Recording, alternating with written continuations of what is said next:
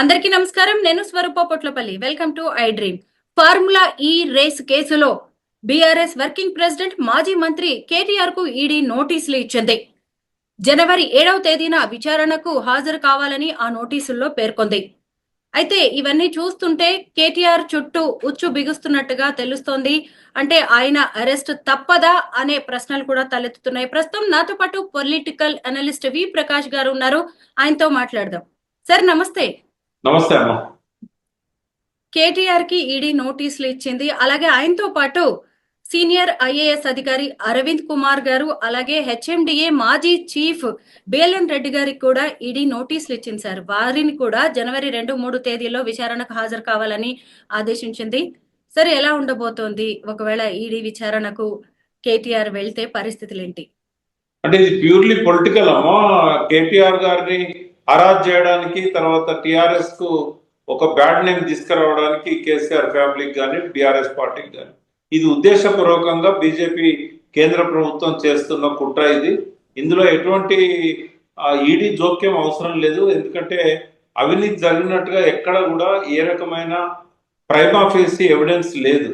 ఏ ఆధారం లేనప్పుడు, అవినీతే అవకాశం లేనప్పుడు ఈడీ జోక్యం అవసరమే లేదు. ఇక్కడ ఇది మనీ లాండరింగ్ అనేది ఇందులో ఏ రకంగా కూడా వర్తించదు. కాబట్టి ఇది కేవలం రాజకీయంగా ప్రత్యర్థులను ఇబ్బంది పెట్టడానికి మోడీ గవర్నమెంట్ మొదటి నుంచి ఏదైతే చేస్తున్నదో అదే కుట్రలో ఇది కొనసాగింపు అని అనుకోవచ్చు. సో ఈ లిక్కర్ స్కామ్ లో కూడా కవిత గారిని అరెస్ట్ చేసినప్పుడు ఏ రకమైన ఎవిడెన్సెస్ వాళ్ళు ప్రవేశపెట్టలేకపోయారు.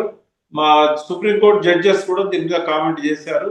ఇక్కడైతే ఏ ఎవిడెన్స్ దొరికే అవకాశం కూడా లేదు. ఎందుకంటే ఇది ప్యూర్లీ ఇక్కడ అకౌంట్లోకి వెళ్ళి వాళ్ళ అకౌంట్లోకి డబ్బులు ట్రాన్స్ఫర్ అయినాయి.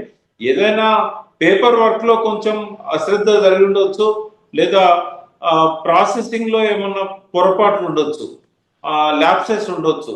అంతేగాని మనీ దుర్వినియోగం అయిందని మాత్రం ఇక్కడ నమ్మడానికి ఎటువంటి ఆస్కారం అయితే లేదు.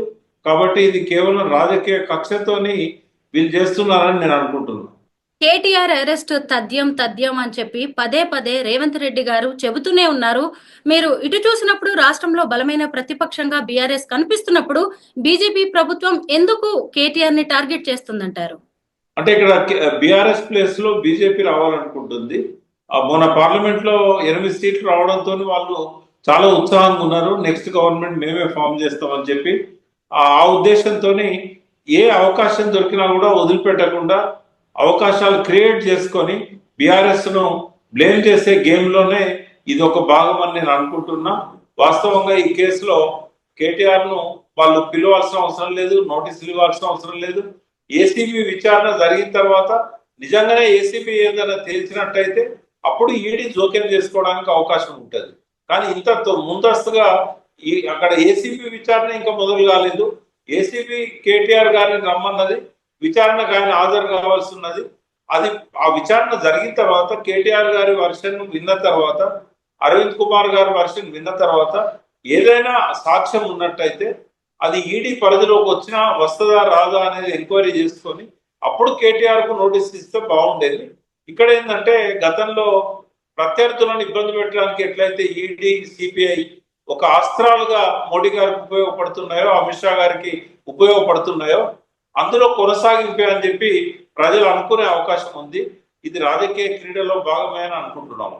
తెలంగాణలో అధికారంలోకి రావడానికే బీజేపీ గవర్నమెంట్ ఇవన్నీ చేస్తోంది అంటున్నారు. బట్ ఇంకా 4 ఏళ్లు ఉన్నాయి సార్ ఎలక్షన్స్. ఇప్పుడు కాదు కదా. ఇప్పుడే కేటీఆర్ ని అరెస్ట్ చేస్తే ఎప్పుడో కలిగే ప్రయోజనం ఏంటంటారు? అంటే ఇప్పుడు ఇమీడియట్ గా లోకల్ బాడీస్ ఎలక్షన్స్ ఉన్నాయి కాబట్టి ఆ లోకల్ బాడీసే మనకు గ్రామాలలో స్ట్రాంగ్ హోల్డ్స్ అవుతాయి. ఇప్పుడు పునాది అనేది గ్రామాలలో ఉంటది ఏ రాజకీయ పార్టీకి అయినా. సో పోయిన ప్రభ ఏదైతుందో మళ్ళీ తిరిగి తెచ్చుకోవడానికి ఇది బీఆర్ఎస్ కు ఒక మంచి అవకాశం.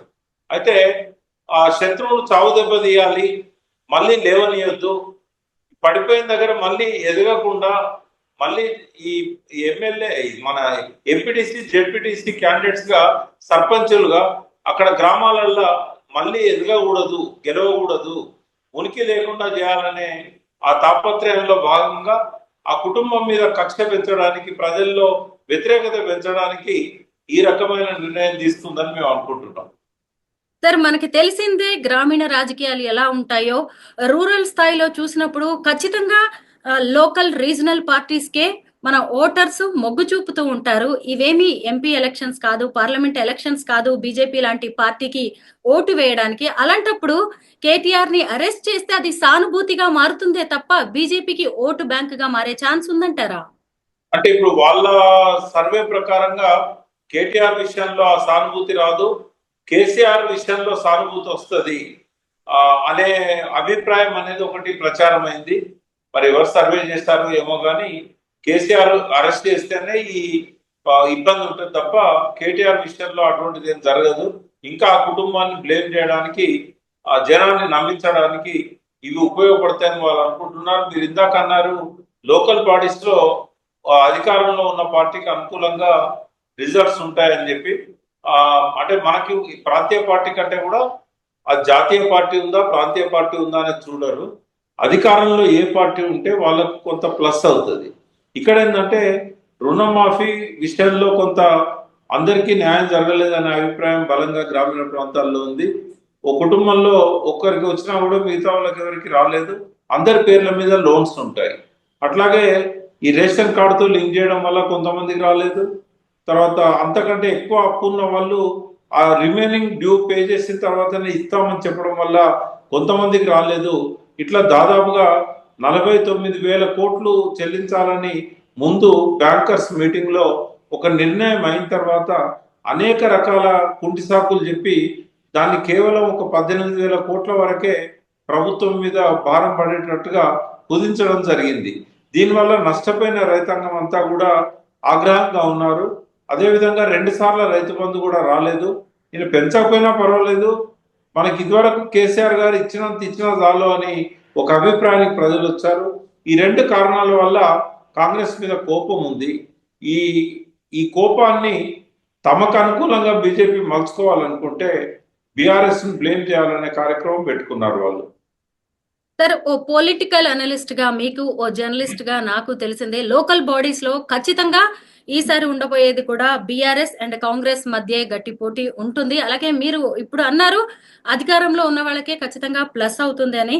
కాంగ్రెస్ మీద కొంత రైతు వర్గాల్లో, గ్రామీణ వర్గాల్లో వ్యతిరేకత ఉండొచ్చు. బట్ ఇప్పుడే కాబట్టి ఏడాదే అయింది, ఇంకా 4 ఏళ్లు ఉంది, అవకాశం ఇచ్చారు వాళ్ళు.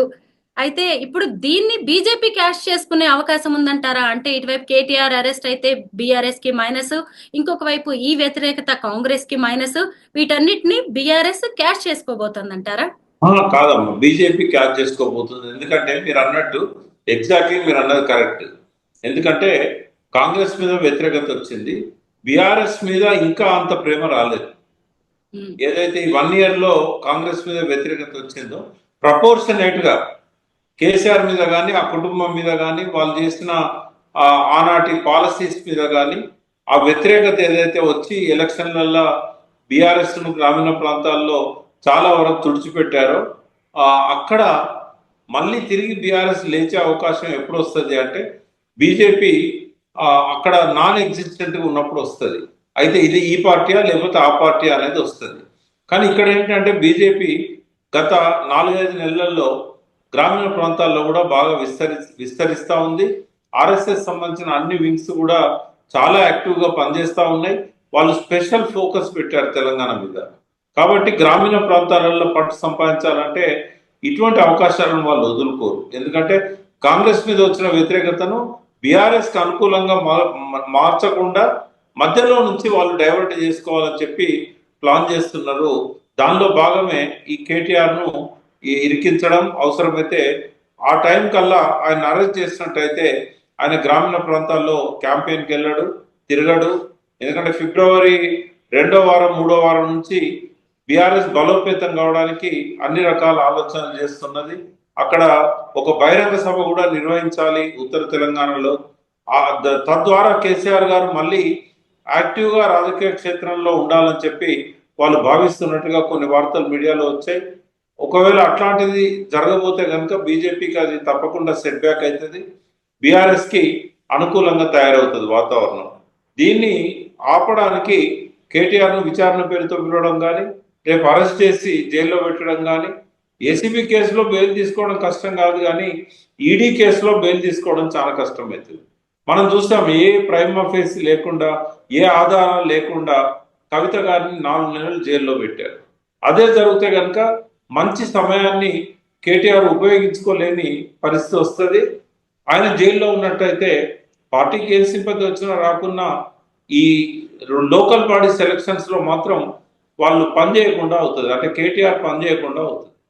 సార్, ఒకవైపు ఢిల్లీ లిక్కర్ స్కామ్ లో కవిత 5 నెలల పాటు జైల్లో ఉన్నారు. ఆమెను బెయిల్ మీద తీసుకురావడానికి కేటీఆర్ కీలక భూమిక పోషించారు, మనకి తెలిసిందే. అప్పుడు ఆయన కేంద్ర ప్రభుత్వాన్ని ప్రసన్నం చేసుకుని చెల్లెల్ని బయటికి తీసుకొచ్చారనే విమర్శలు కూడా వినిపించాయి. ఒకవేళ అదే నిజమైతే ఇప్పుడు కేటీఆర్ ని బీజేపీ టార్గెట్ చేస్తుందంటారా? అది నిజం కాదు కాబట్టే కదమ్మా ఇప్పుడు కేటీఆర్ వాళ్ళ చెల్లెల్ని బయటకు తీసుకురావడానికి బీజేపీతో సయోధ్య నేర్పాలనుకుంటే ఆమె జైలుకే పోయేది కాదు కదా. ఆమె జైలు పోకముందే ఆ ప్రయత్నం చేసేవాళ్ళు కదా. ఎందుకంటే అసెంబ్లీ ఎన్నికలకు ముందు నుంచే కవిత మీద విచారణ జరుగుతూ ఉంది. అటువంటప్పుడు వాళ్ళు అప్పుడే రాజీ పడేవాళ్ళు కదా. అటువంటి ప్రయత్నం ఏం జరగలేదు. 2-3 సార్లు వాళ్ళు ఢిల్లీకి పోయినా కూడా హరీష్ రావు గారు కానీ కేటీఆర్ గారు కానీ వారు లాయర్స్ ను కలవడానికి ఆమెను చట్టపరంగా బయటకు ఎట్లా తీసుకురావాలనే ఆలోచన చేస్తారే తప్ప బీజేపీతో ఏ రకంగా కూడా వాళ్ళు కొల్లుడు అయినట్టుగా చిన్న ఎవిడెన్స్ కూడా బయటికి రాలేదు. వాళ్ళు కలిసినట్టుగా ఫొటోస్ లేవు. కలిసినప్పుడు ఉన్న వాళ్ళు ఎవరు కూడా వాళ్ళు కలిసినప్పుడు మేము చూసాము, లేదా వాళ్ళు ఈ ప్రపోజల్ పెట్టారు, పైనుంచి ఆరోపణలన్నింటినీ కూడా వాళ్ళు ఖండించారు. అవసరమైతే ఆమె కూడా చెప్పింది, జైల్లో ఉంటాను కానీ నేను నా కోసం పార్టీ పరువులు తాకట్టు పెట్టడానికి నేను సిద్ధపడను అని చెప్పి కవిత గారు కూడా చెప్పారు. సో అట్లాంటిది ఏం జరగదు. ఒకవేళ అటువంటి లోపాయికారి ఒప్పందాలు ఉంటే కేటీఆర్ గారిని వాళ్ళు అరెస్ట్ చేయడానికి, విచారణ పిలవడానికి ఈడీ ప్రయత్నం చేయదు, అసలు కేసు కూడా పెట్టకపోయేవాళ్ళు. కాబట్టి ఈ సందర్భంగానైనా జనానికి తేటతెల్లం అవుతుంది, కేటీఆర్ కుమ్మక్కు కాలేదు, బీజేపీకి అప్పుడెట్లున్నారో ఇప్పుడు కూడా దూరంగానే ఉన్నారు అనే అంశం జనం దృష్టికి రావడానికి ఇది ఒక సందర్భం. తన మీద పెట్టిన ఏసీబీ కేసుల్ని కొట్టివేయాలని కేటీఆర్ క్వాష్ పిటిషన్ వేశారు. దాని మీద హైకోర్టు విచారణ జరిపి ఈ నెల 31వ తేదీ వరకు ఆయన్ని అరెస్ట్ చేయడానికి వీల్లేదని ఆదేశాలు ఇచ్చింది. అయితే ఆ తర్వాత ఏం జరగచ్చు? ఇంకొక వైపు చూసినప్పుడు కేటీఆర్ పాదయాత్ర చేయబోతున్నట్టు కూడా తెలుస్తోంది సార్. మళ్ళీ ఇప్పుడు ఈడీ ఎంట్రీతో మళ్ళీ ఉచ్చు బిగుస్తుందంటారా ఆయనకి? అంటే ఈడీ అనుకుంటే ఏదైనా చేయొచ్చు అమ్మా. విచారణ పేరు మీద పిలిస్తే అక్కడే అరెస్ట్ చేయొచ్చు, అక్కడే జైల్లో పంపవచ్చు. కాబట్టి వాళ్ళు ఎంత సీరియస్ గా ఉన్నారు కేటీఆర్ విషయంలో, కేటీఆర్ ను బయట తిరగనిస్తే పార్టీకి మంచిదా, అరెస్ట్ చేస్తే మంచిదా? విచారణకైతే పిలుస్తుంటారు 1-2 సార్లు, బట్ ఏ క్షణాన్నైనా అరెస్ట్ చేయడానికి ఒకసారి ఈడీలో కేసు రిజిస్టర్ అయిందంటే వాళ్ళు ఎప్పుడైనా జైల్లో పెట్టవచ్చు. ఒక 3-4 నెలల దాకా బెయిల్ దొరకకుండా కూడా వాళ్ళు ఆపగలుగుతారు. కానీ ఇక్కడ ఏసీబీ విషయంలో మాత్రం యాంటిసిపేటరీ బెయిల్ ఇవ్వచ్చు కోర్టు. షూరిటీస్ తీసుకొని ఆయన ఎప్పుడంటే అప్పుడు విచారణకు హాజరుగమ్మని చెప్పొచ్చు. విచారణను ఆపే అవకాశాన్ని కోర్టు తీసుకోదు ఎప్పుడు కూడా. ఏ విషయంలో క్వాష్ పిటిషన్ అనేది ఎంటర్టైన్ చేయకపోవచ్చు. ఎందుకంటే ఛార్జ్షీట్ పెట్టినప్పుడు అవన్నీ కూడా కూలంకుషంగా చర్చిస్తారు. కేవలం ఎఫ్ఐఆర్ లెవెల్లోనే విచారణను ఆపాలని చెప్పి పోవడం అనేది బెయిల్ విషయంలో ఉపశమనానికి కొంత ఉపయోగపడుతుంది, కానీ దానికోసం వాళ్ళు విచారణను ఆపమని చెప్పి ఎప్పుడు కూడా డైరెక్షన్స్ ఇచ్చినట్టు లేదు మనకు. కాబట్టి కోర్టే చెప్పింది 30వ తారీఖు లోపల అరెస్ట్ చేయొద్దు, విచారణకు హాజరు కావాలని చెప్పింది. కాబట్టి రేపు భవిష్యత్తులో యాంటిసిపేటరీ బెయిల్ రావచ్చు. అరెస్ట్ కాకుండా ఆయనకు ఒక ఉపశమనం ఉంటుంది, కానీ విచారణకు హాజరు కాకుండానైతే ఏది ఉండదు. ఈడీ విషయంలో మాత్రం 50-50 ఛాన్సెస్ ఉన్నాయి. అరెస్ట్ చేసి జైలు పంపొచ్చు, లేదా విచారణ పేరుతోని ఒక 4-5 సార్లు తిప్పుకోవచ్చు. సార్, రాష్ట్రంలో అధికార మార్పిడి జరిగిన నాటి నుంచి కూడా ఫోన్ ట్యాపింగ్, కాళేశ్వరం అవినీతి, ఇప్పుడు formula E race case, drugs case, ఇలా పలు కేసుల్లో కేటీఆర్ పేరు పదే పదే వినిపిస్తోంది. ఇవాళ అరెస్ట్ అవుతారు, రేపు అరెస్ట్ అవుతారు అంటూ ఫీలర్స్ ఇస్తున్నారు. ఒకవైపు చూసినప్పుడు రాష్ట్ర ప్రభుత్వం, కాంగ్రెస్ ఆయన్ని టార్గెట్ చేస్తుంది. అటు చూస్తే మీరు చెప్తున్నట్టుగా సెంట్రల్లో ఉన్న బీజేపీ ప్రభుత్వం కూడా ఆయన్ని టార్గెట్ చేస్తుంది. ఎందుకు? ఒక బలమైన నాయకుడుగా కేటీఆర్ ఉండడం వల్లే, అలాగే ప్రతిపక్షంగా కూడా బీఆర్ఎస్ బలమైన పాత్ర పోషిస్తుండడం వల్లే ఆయన టార్గెట్ చేస్తున్నారంటారా? అంటే మన సమాజంలో ఇంకా పూర్తిగా చైతన్యం రాలేదమ్మా. తెలంగాణలో వట్టి ఆవేశపరులు ఎక్కువ ఉంటారు. ఆగం అనేది ఎక్కువగా ఉంటుంది. గద్దెగిరిందంటే ఎద్దెగిరిందని చెప్పినా కూడా నమ్మే జనం ఉన్నప్పుడు ఇటువంటి వాటి అన్నిటికీ ఆస్కారం ఉంటుంది. ప్రజల్లో చైతన్యం వచ్చినప్పుడు ఇటువంటి పిచ్చి పిచ్చి కేసులు పెట్టరు, పిచ్చి పిచ్చి ఆరోపణలు చేయరు. ఈ ప్రజల్లో అటువంటి చైతన్యం రావడానికి ఈ రాజకీయ పార్టీలు ఏనాడు కూడా పెద్ద పట్టించుకున్న దాఖలాలు లేవు. ప్రజల చైతన్యం సరిగా లేదు కాబట్టి, సోషల్ మీడియాలో వచ్చే అబద్ధాలను నమ్ముతున్నారు కాబట్టి వాళ్ళు ఈ రకమైన కేసులు పెడతా ఉంటారు. ఇక్కడ ఒకటి నేను చెప్పదలుచుకున్నా, ఇప్పుడు 10 ఏళ్ల నుంచి బీజేపీ ప్రభుత్వం కేంద్రంలో ఉంది, 11 ఏళ్ళు. అదేవిధంగా గత 1 ఇయర్ నుంచి రాష్ట్ర ప్రభుత్వంలో కాంగ్రెస్ ఉంది. మరి అవినీతి అవినీతి అని చెప్పి ఇన్ని సంవత్సరాల నుంచి చెప్తున్నారు కదా, ఇప్పటి వరకు ఏ ఒక్కటైనా నిర్దిష్టంగా ఇగో ఈ ఆధారం దొరికింది, మీరు అవినీతి చేశారు అని చెప్పి కేసు పెట్టగలిగారా? 1,00,000 కోట్లు తిన్నారు కాళేశ్వరంలో అని బదనాం చేశారు, ప్రచారం చేశారు. ఒక 1000 రూపాయలు తిన్నట్టు ప్రూవ్ చేసినా కూడా ఈ పాటికి కేసీఆర్ కేటీఆర్ జైల్లో ఉండేవాళ్ళు గారు, హరీష్ రావు కానీ. మరి వాళ్ళకి ఎందుకు దొరుకుతలేదు? ఇప్పుడు కాళేశ్వరం కమిషన్ విచారణ ప్రారంభమై కూడా దాదాపు 8 నెలలు అవుతున్నది. మరి విచారణ సమయంలో ఏ ఇంజనీర్ అయినా, లేకుంటే ఏ కోదండరామ్ లాంటి వాళ్ళు కానీ, ఆయన ఎవరు కేంద్ర సలహాదారు వెదిరే శ్రీరామ్ లాంటి వాళ్ళు కానీ, ఇక్కడ అటెండ్ అయిన కొంతమంది కానీ, అఫిడవిట్ ఇచ్చిన వాళ్ళు కానీ ఫలానా అవినీతి జరిగింది అని నిర్దిష్టంగా చెప్పగలిగారా?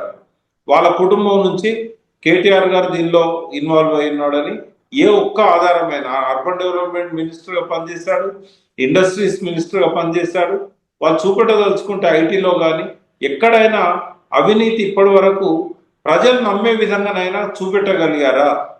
అంటే 11 ఏళ్ళ నుంచి దొరకంది ఇప్పుడేం దొరుకుతుంది? ఇది కేవలం ఏంటంటే బ్లేమ్ గేమే తప్ప నిజంగా అక్కడ అవినీతి జరిగినట్టయితే ఎప్పుడో దొరికేవాళ్ళు.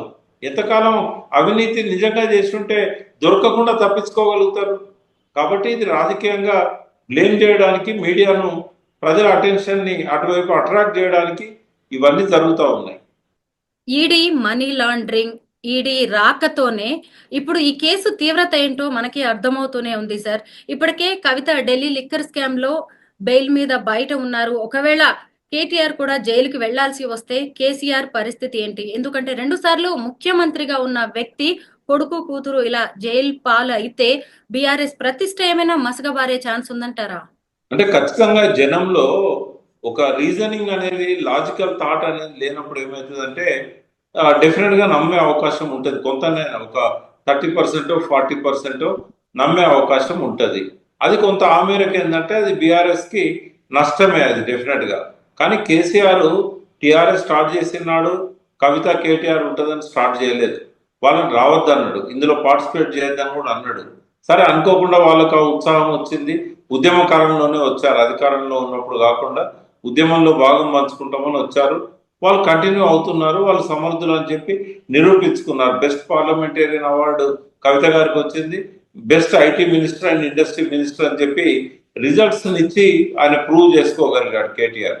బట్ ఇవాళ కేసీఆర్ అనే వ్యక్తి ఎంత శక్తివంతుడు అంటే, ఒంటరిగా మాలాంటి వాళ్ళని కొద్ది మందిని ఎంబడి పెట్టుకొని, మేము ఇచ్చిన ఇన్పుట్స్ను ఆధారంగా చేసుకొని, తనకున్న నాలెడ్జ్ అంతా కూడా దీనిలో ఇన్వాల్వ్ చేసి మామూలు సాధారణ ప్రజలతో కూడా జై తెలంగాణ అనిపించగలిగాడు.